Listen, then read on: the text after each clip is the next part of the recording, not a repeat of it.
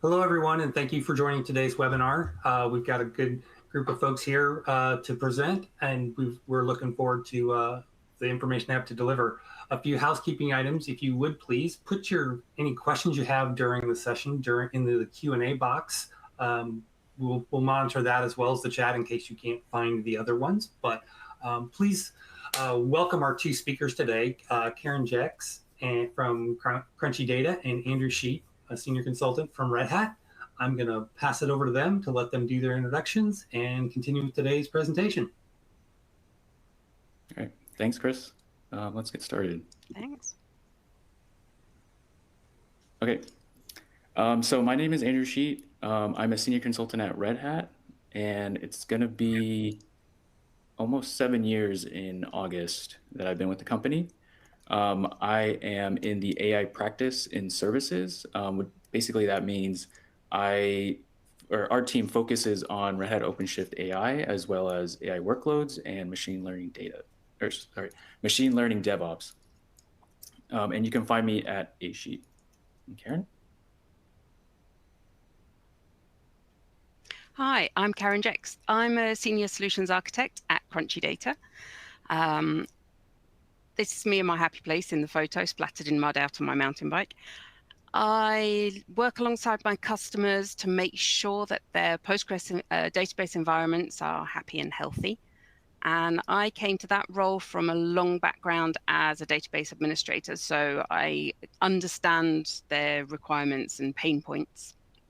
I'm heavily invested in the Postgres community. I'm on the PostgreSQL Europe board of directors, and I help to organize and speak at Postgres events. And I also love giving talks at developer events so that I can share database knowledge and spread the love for Postgres outside of the Postgres community.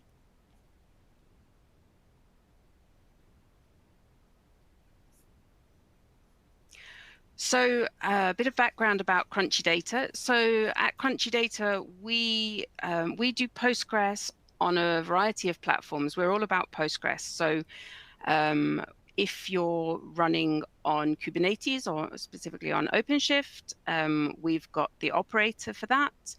If you're running on VMs or bare metal, we've got the traditional type of deployment, and we've got a fully managed solution called Crunchy Bridge.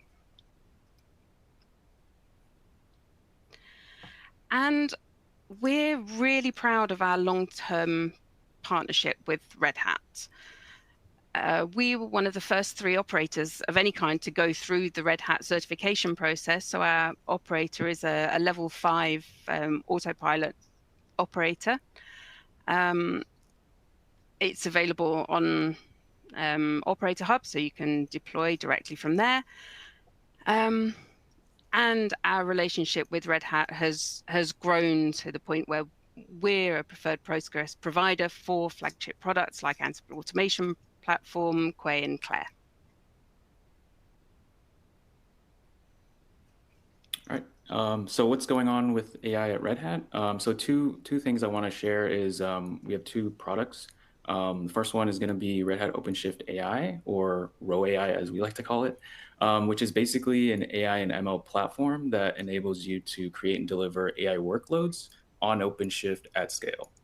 It has many features. Some highlights are you can spin up workbenches, so like Jupyter Lab.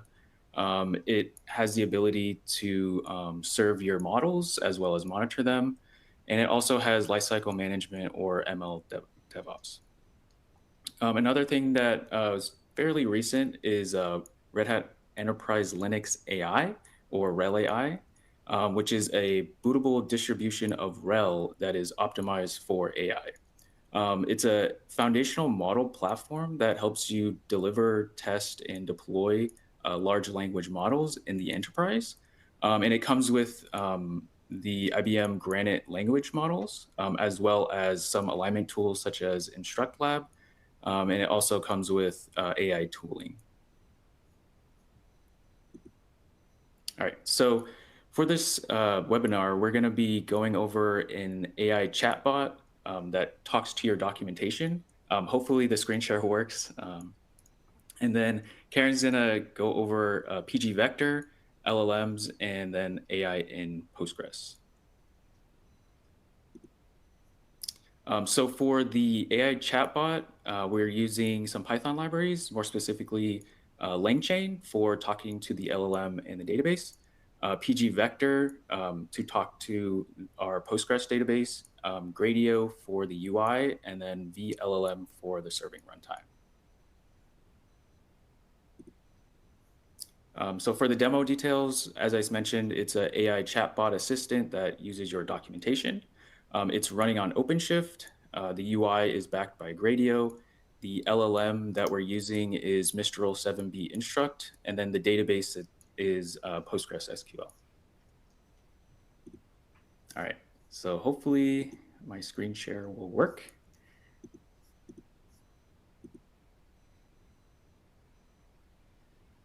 Can you see it?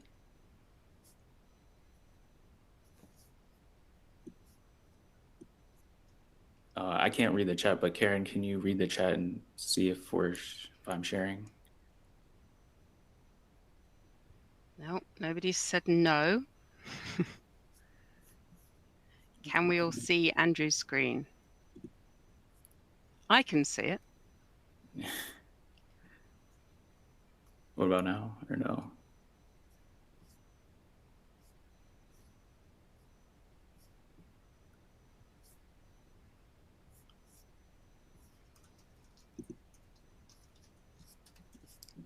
Can someone drop in the chat still? Oh, we're sharing. We're all good. All right, cool, awesome. So the chatbot that I want to show off is it's very simple, but before I go into it more in depth, this demo is on GitHub. It's on the GitHub repository named LLM on OpenShift, and Guillaume Montier, he helped develop this and he maintains it. He's basically an AI rock star here at Red Hat. But this Git repository has many different examples for the vector databases, serving different LLMs, as well as putting it all together to talk to the UI. And hopefully somebody can put this link in the chat. It'll be in the slides at the end. So going back to the chatbot, before I go into it, again, there's three major things that I want to go over, which are the database that we're using, the LLM, and then the UI. So let me just go into my dashboard, my Red Hat OpenShift dashboard. So for the database, we're using PostgreSQL. And it's super easy to set up using the Crunchy Data Postgres for Kubernetes operator. And you can find that operator in the operator hub, as Karen mentioned earlier.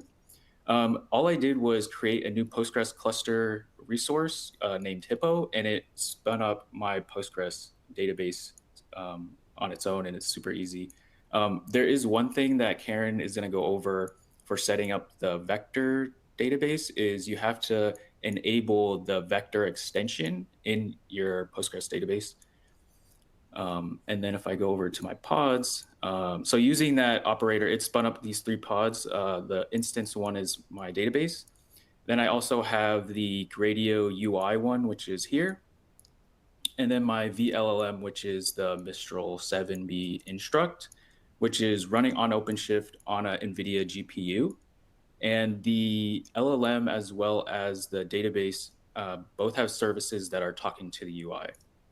And then one thing I also want to show off is our loading the data into the database. And for me, what I ended up doing was using Row AI and spinning up a workbench, and that pod is here. And so if I go into Row AI, this is the new UI. Here I have my workbench set up, and you can see all the different packages and container size and everything. This is a Jupyter Lab notebook, and I have it open actually. If you're not familiar with Jupyter Lab, you can use Code Server or RStudio if that is your flavor. So let me kind of go over kind of how we ingested the documents into the database. So before I already did a Git clone of the GitHub repository that I mentioned earlier. And in there, there's different folders This one is the notebooks in the LangChain folder. And this notebook is the LangChain PG vector ingest. So this one. And it walks you through kind of how the code is working and what it's doing. In our case, it's loading the documents into the database. So you can install some packages, and then I have my connection to the Postgres database.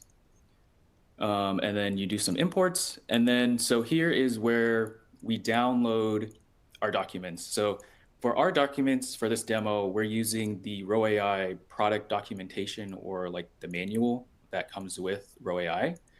And it goes out to Red Hat or access.redhat.com, and it downloads all of the PDFs into this folder. So here's all our documentation.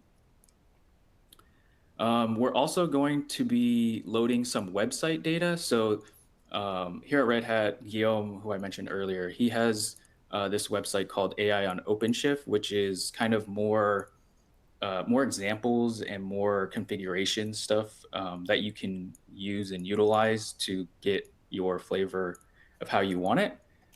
So we'll be combining the PDFs as well as the websites together into an array. And then what is happening in the notebook is we're going to split our content into chunks, right? And Karen's going to go over kind of more of the data and the database stuff later.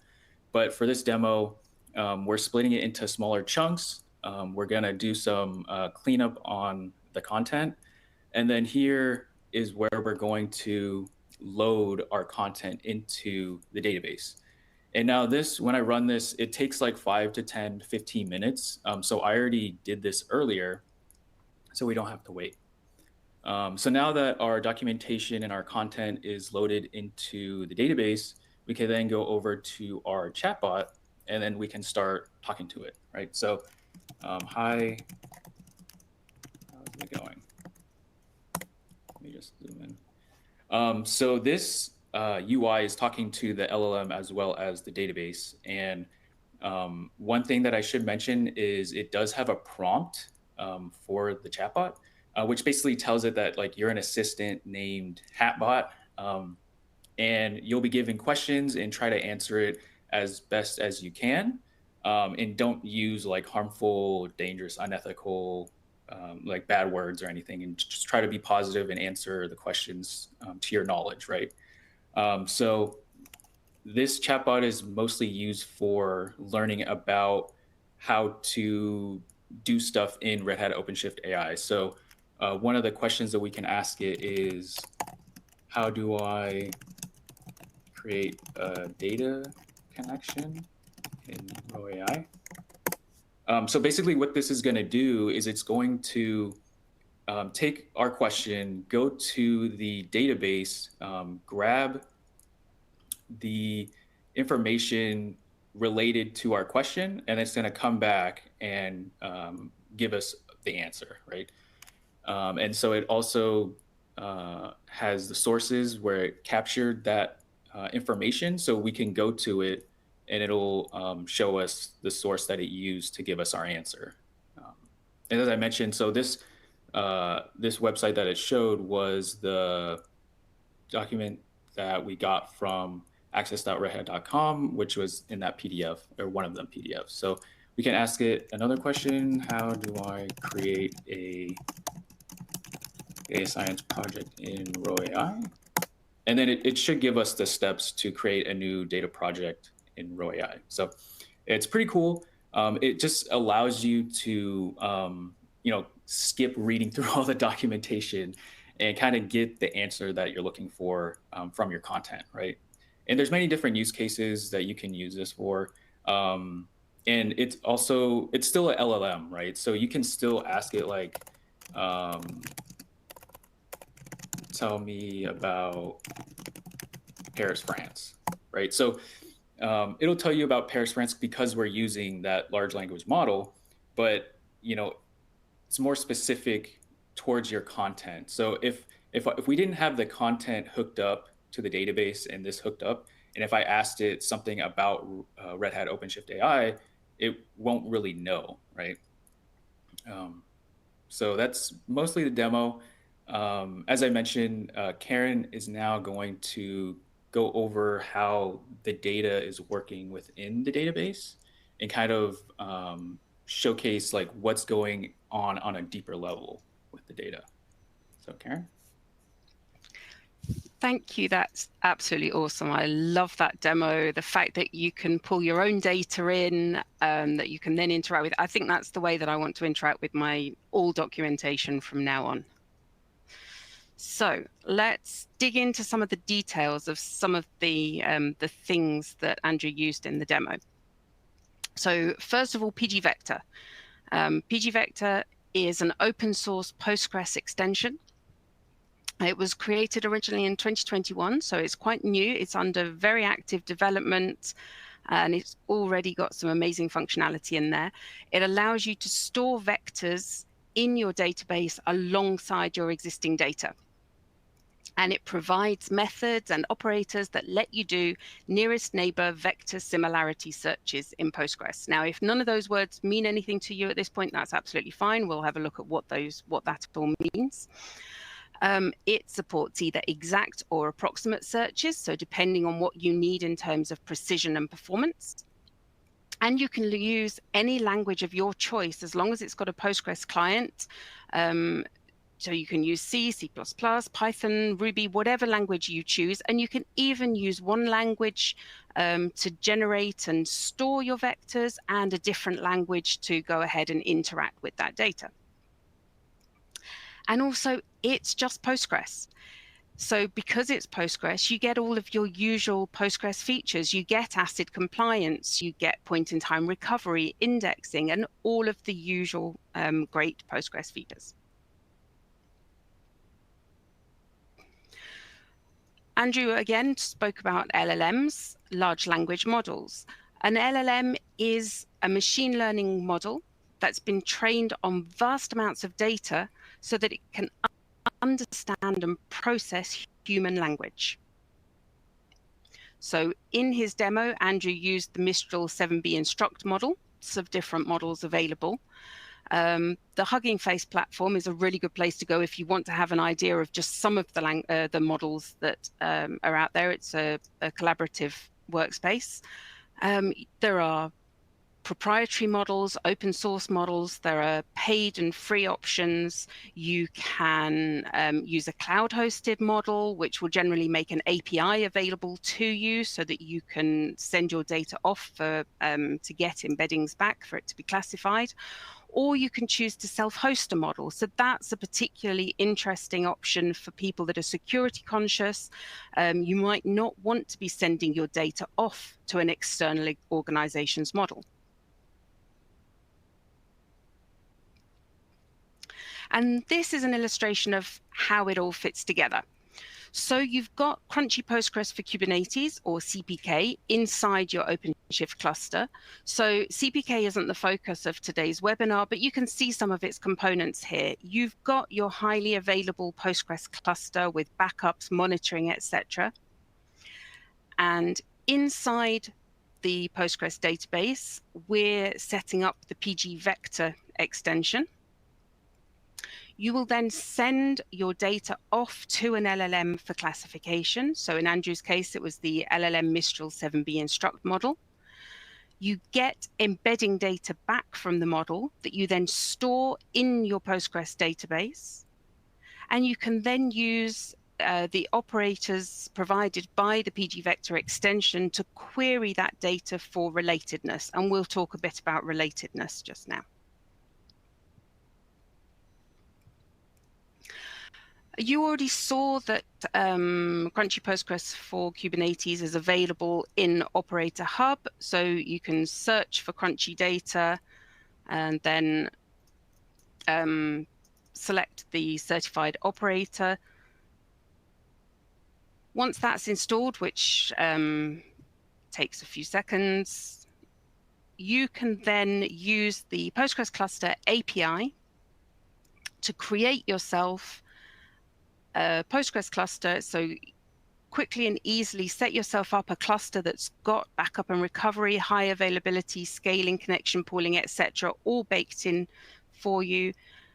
And you can use the pre-provided custom, default manifest to do that. If you don't want to change anything, you don't have to. You can get up and running in seconds with that. So once you've got your Postgres cluster, you need pgvector. So as we said, pgvector is the part that's going to turn your database into a vector database. With CPK, Crunchy Postgres for Kubernetes, pgvector is pre-installed for you, so you don't need to do this bit. So for the demo, this bit wasn't needed. But if you're using a different Postgres distribution, then you'll need to install it before you do anything else. So at the time of writing, the latest version is 0.7.2. But as I said, this really is under very rapid development, so that's changing quickly.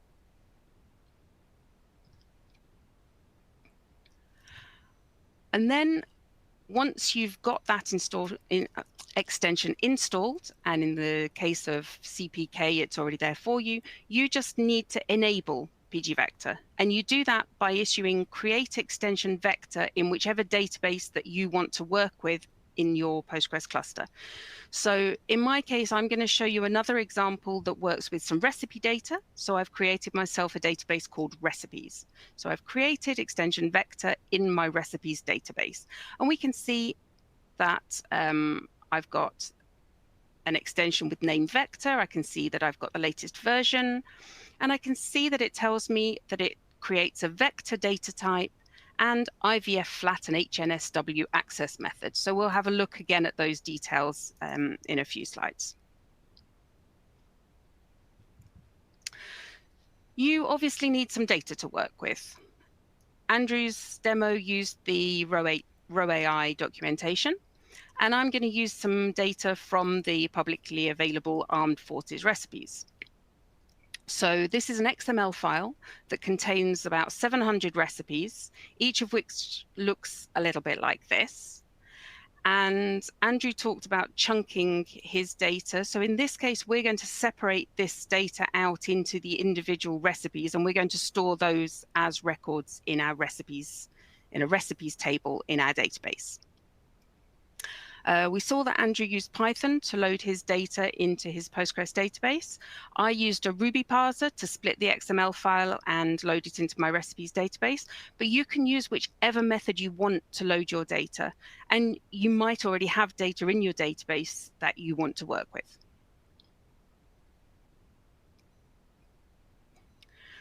So this is my recipes table that I've loaded my data into. Each of my recipes has an ID and a name, and then a description, so a textual description that includes the ingredients, the process, any other notes, the kind of thing that you'd expect to see in a recipe book. And that's what we send to the LLM for classification. And then we have an embedding column, which is of type vector, and that's the data type that's provided by the pgvector extension. That's where we're going to store the embeddings that we get back from the model. Okay, so I loaded in 720 recipes, but as you can imagine, in the real world, you're probably going to be working with much bigger data sets.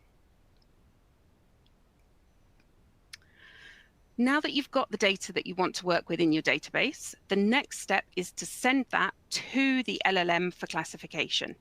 So in Andrew's case, it was the actual documentation text that got sent to the LLM. And in my case, it's the recipe description. So I'm doing this using an OpenAI Ruby gem. So I sent my data to one of the OpenAI models. Andrew did it via Python. Again, the actual details of this part aren't important, just the fact that you have to send your data to a model. So here I chose one that's called text embedding ADA 002.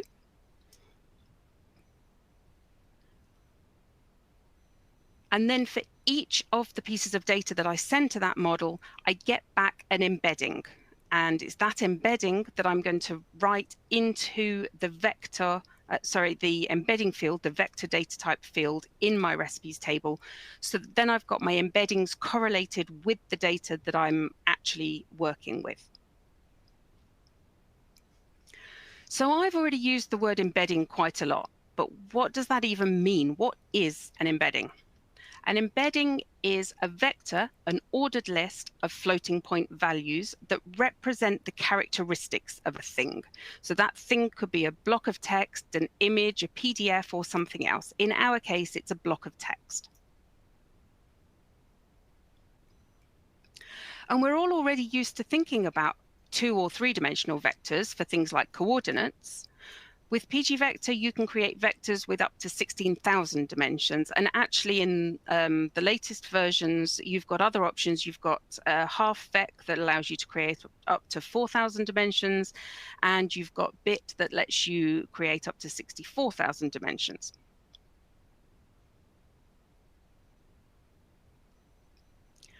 So an embedding returned by the text embedding ADA002 model that I'm using contains 1,536 values that represent the characteristics of the thing that we're classifying. And it looks something like this, only I've missed out 1,436 of the items.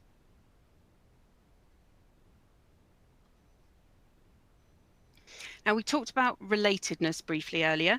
The distance between two vectors allows us to measure their relatedness. The distance between the embeddings that we got back from the model tell us how closely related two text strings are, so how similar they are. So for example, the embeddings for recipes like turkey curry and turkey pot pie we'd expect to be close together, whereas the embedding for bagels we would expect to be further away. You can visualize the distance between points in 2- or 3-dimensional space fairly easily, and it's easy to calculate. And although it's not anywhere near as easy to visualize, we use the same methods to use to calculate distances between embeddings. And pgvector is the tool that we're going to use to do those calculations for us. So now that you've got your embeddings, you can start doing queries to show similarities between things. So everyone likes pizza, but nobody wants to eat pizza every day. So we could try to find some new recipes that are kind of like pizza, but not pizza. This is the original recipe file for our pizza recipe. And then just to see what we're actually working with inside the database, let's have a look what it looks like in our recipes table. So I'm just selecting the description from the recipes table for the recipe with name pizza. And it looks like this. And it goes on and on. So it's quite a big chunk of text. So to find recipes like pizza, we need to compare the pizza recipe embedding against the embeddings for all of the other recipes to find the recipes with embeddings that are as close as possible to pizza, so the most related recipes. As you can see, you just use a normal SQL query to do this, and the only difference is the distance operator that I've highlighted in red. To be precise, this operator measures the cosine distance between two embeddings, and we'll look at the different operators later. So this query is going to display the name and ID of the recipes that we're comparing. First pizza, and then another recipe that will hopefully be similar.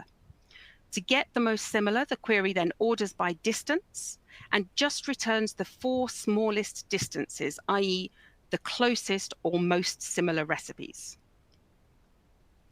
So what are the top 4 most similar recipes to pizza? More pizza. Okay, so we've got pizza, 12-inch frozen pizza, chicken parmesan isn't pizza, okay, or pizza treats. So we need to refine the query a bit, because if we're looking for things that are similar, we want things that are similar to pizza, but not actually pizza. We want something that's a bit different at least. So we'll just add in a filter to make sure that the names of the recipes returned don't actually contain the word pizza. So the closest recipes to pizza that aren't actually pizza. Okay, that's better. So we've still got chicken parmesan from the previous results, but now we've got some new suggestion for recipes that are a bit like pizza, but not actually pizza. hamburger with parmesan, eggplant parmesan, and lasagna. So most of those, we can see some similarities. They might have similar ingredients, similar methods, and they're mainly things that might be interesting to someone who likes pizza but wants a bit of variety. Let's dig into some of the actual details of pgvector. We used the cosine distance operator in our example just then, which measures the angle between two vectors, but without taking into account their size. pgvector also provides operators that let you calculate Euclidean distance, so that's the straight line distance between 2 points, or the distance that we would normally measure between 2 points. Inner or dot product that measures similarity based on angle and size. And taxicab or Manhattan distance between two vectors. So I don't know about you, I don't have any problem imagining Manhattan distance in 2 or 3 dimensional space, but once we get up to 16,000 dimensions, I find that a bit difficult to imagine. So luckily, we have pgvector to do that for us. Which of these operators is best suited for a given application is going to very much depend on the type of data that you have and the type of comparisons that you want to do. And there are lots of explanations, examples, and white papers out there discussing their relevant merits, so I'm going to leave that to the data scientists.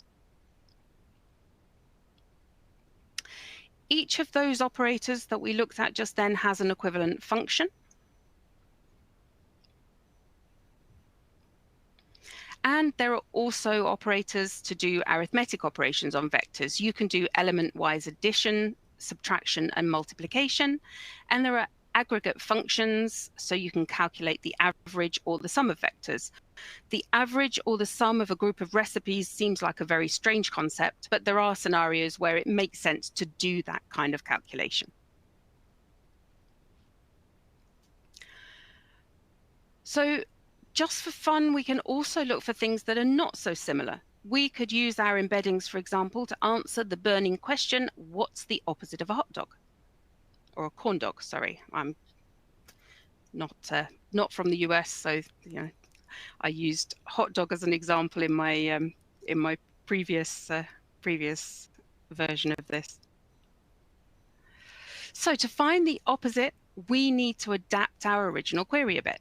This time, we're going to compare the embedding for the recipe with name corn dog against the other embeddings, and we'll return the results in descending order. So we'll get the largest distance or the least related first, and then we'll use limit 1 to return just the first result. So the recipe that's least like a corn dog, or hopefully the opposite of a corn dog.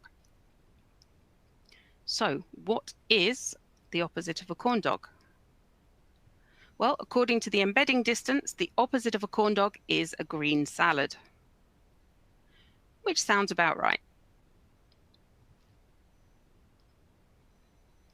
So what have we actually achieved here? Andrew's example showed you how to create a chatbot, and it was a really good example of how you could interact with your documentation to get answers fast about how to do certain things. And this, although it seems like a completely contrived use case, allows you to create a simple recommendation engine. And it's difficult to avoid recommendation engines in our everyday lives. Whenever you're on an e-commerce site, you're going to be asked, why don't you also consider buying this? When you've finished binge watching your favorite series, you're going to be presented with some other films or series that you might also want to watch. Your health and fitness app might annoy you by suggesting that you try healthier snack instead of the one that you've just logged, or that you might want to try this way of increasing your activity. And there are so many more things that these are used for. And you've probably got your own data. You can think of ways that this could be relevant to your own data. Of course, there are things that you need to think about when you use these tools. For example, storage, performance considerations, and resource requirements. Looking at storage first, how much space do we need for all of these vectors? Each vector takes 4 times the number of dimensions plus 8 bytes of storage. You can use the vector dims function to find out how many dimensions your vector has. So if I look in my recipes table, I can see, as I mentioned earlier, that the model that I was using returns embeddings with 1,536 dimensions. So that gives us 24 kilobytes per embedding. That's approximately 17 megabytes for the embeddings for our very small data set of 720 recipes, and it extrapolates out to about 23 gigabytes per 1 million embeddings. What about performance? Since this is Postgres, you can use all of your usual performance tuning tools. For example, you can use explain to see the execution plan of your queries. So here, for example, you can see the execution plan for my opposite of a corn dog query, and you can see that it knows about that vector distance operator.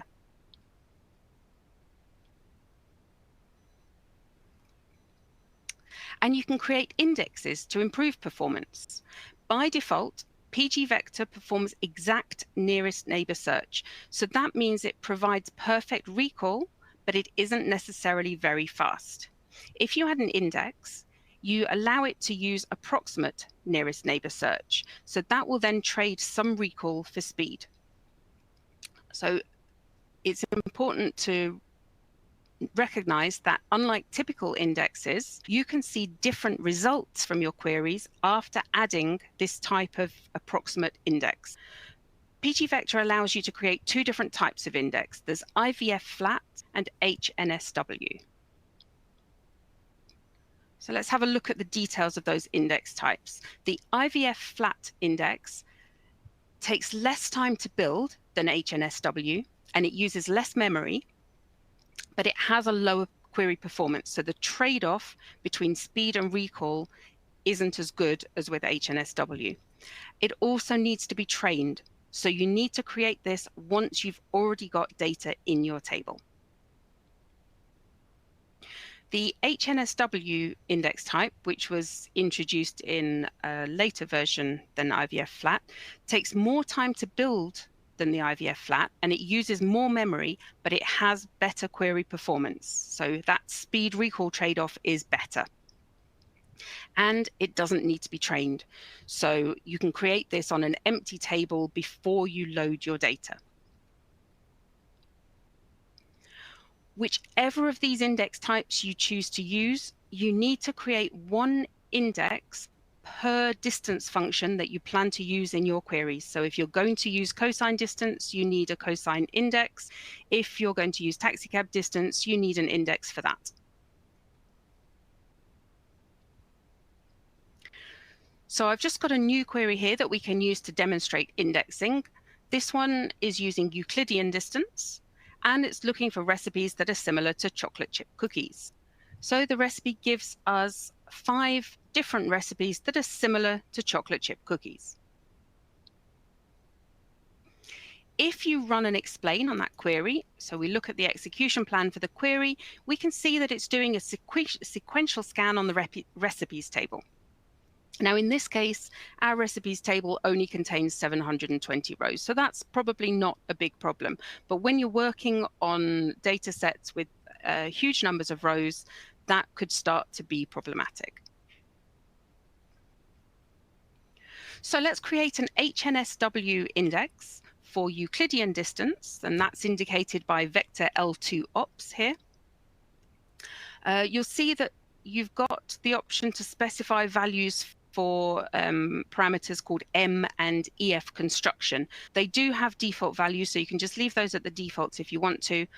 In general terms, the lower the value of those parameters, the faster your index is going to build, and the smaller it will be, but at a cost of less accuracy. So you might need to play around with those values to get the right one.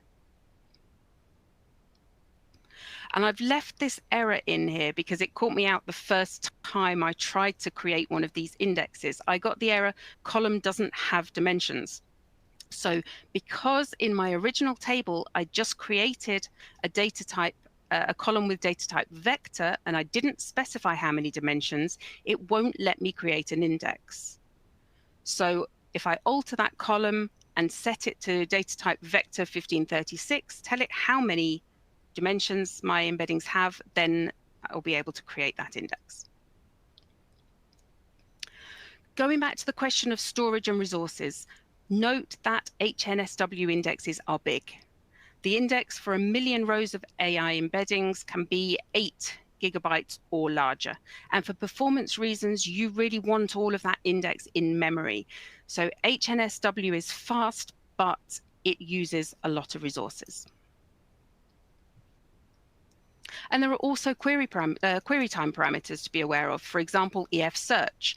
So a smaller EF search value will result in faster queries, but at the cost of accuracy. As well as limiting accuracy, it limits the maximum number of records returned.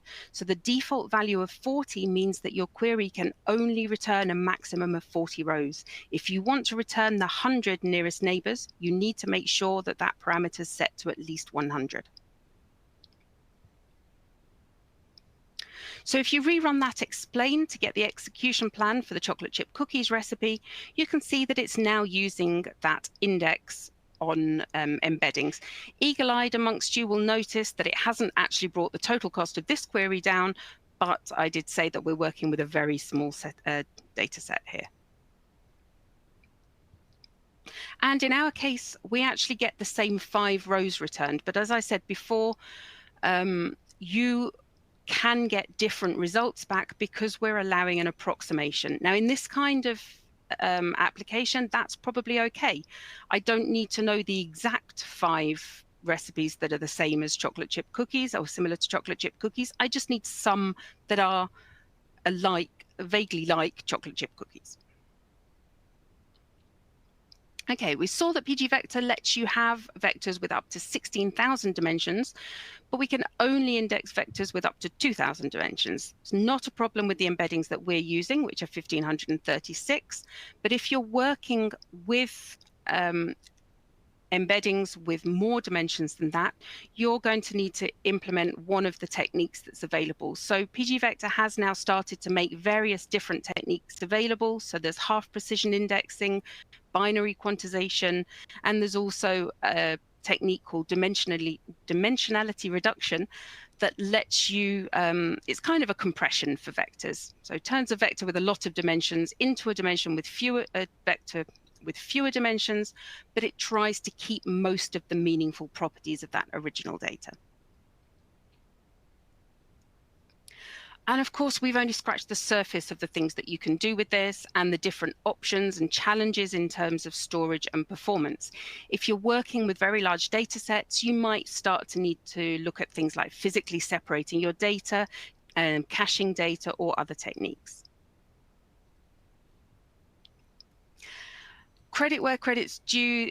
This talk, the examples, etc., are a team effort and is inspired by and heavily leans on my colleague Chris Winslet's excellent blog, What's Postgres Got to Do with AI? I highly recommend that you have a look at that and the other blogs in the Crunchy Data Postgres AI series. And if you want to reproduce this demo, you can find that there's a GitHub repo there, and there's the link again to Andrew's demo that he used. There's a quick start link there that you can use if you want to get started with Crunchy Postgres for Kubernetes. And if you want to just come along and chat, head over to the Crunchy Data Discord community if you want to talk about AI in Postgres, Postgres in OpenShift, any of those things, come and talk to us. Thank you very much. Awesome stuff, Karen. It's really good content to show how AI works with your data as well as the database and learning more about how it works on a deeper level. Absolutely. So, and it's great fun as well. Yeah. Thank you all for watching. And I think we still have some more time for Q&A. So if you have any questions, you can drop them in the chat and we can do our best to answer them.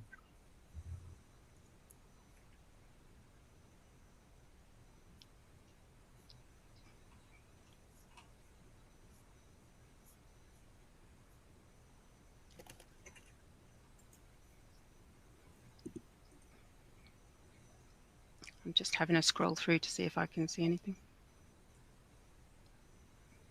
I don't see anything in the Q&A. I'm just scrolling through. Oh, so question here that says, where is inference? Carl asks, where is inference performed against the model? Yeah, I kind of answered it in the chat, but I can go over it again. Okay.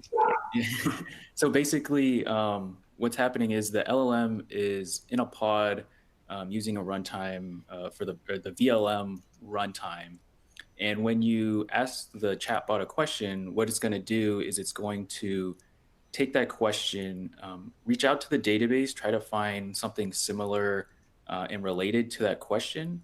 It's going to then take that as well as the question, combine it, and then send it to the LLM for an answer. And then once the LLM, determines what it's going to answer, it'll spit it back to the UI and to you. So.